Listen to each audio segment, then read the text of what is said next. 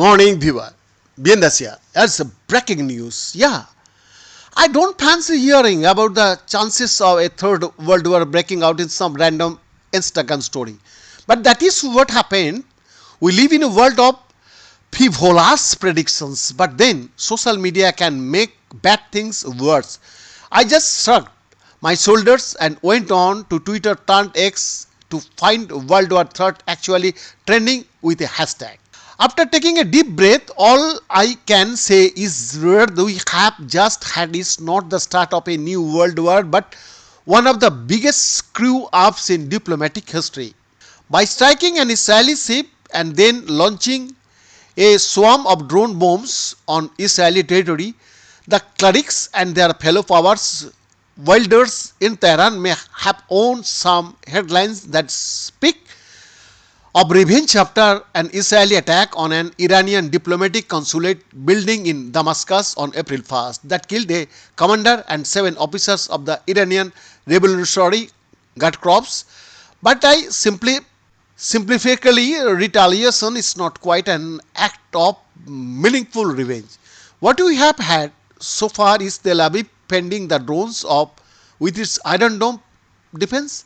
Such stuff may have visual appeal for the odd video or social media memes, but you need to look deeper to see the implication and the impact of what Iran has done. The simple fact is that for all practical purpose, Iran is plugging a lonely furrow in trying to be the loud guardian of Palestinian people. There is no doubt that Israel's savage war against Palestinians in the aftermath of the Hamas attack on its people last October has caused an unspeakable human tragedy. The diplomatic push-footing by the so-called world power in the aftermath is nothing if not a conspiracy of drift. We have not even got a real temporary ceasefire yet while children are killed, hospitals are bombed, civilians are targeted and whole cities being razed to the ground in Gaza.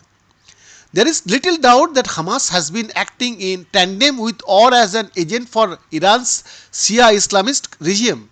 But discretion is no part of Iran's revolutionary valor. It likes to unfriend old pals and make new adversaries all the time. Since fighting a war with deposed President Saddam Hussein's Iraq in the 1980s, it has offended Saudi Arabia with its support for Houthi rebels in Yemen, and this year even launched cross-border attacks against rebels in Pakistan's Balochistan region. Last January, Islamic State terrorists killed more than 80 people near the grave of General Qasem Soleimani on the 4th anniversary of his death in a US drone strike.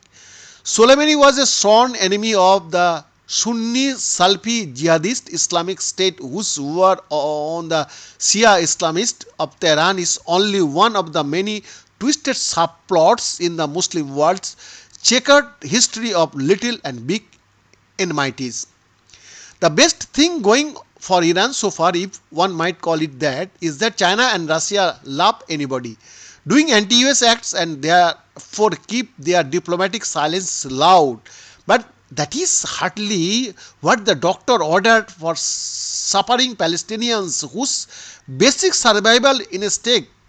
All talk of two-state solutions that would help the rise of a Palestinian state is but a desert image, an elusive dream and theoretical prospect best left to television studio panels. The ground reality suggests that Iran has only worsened the case of Palestinians.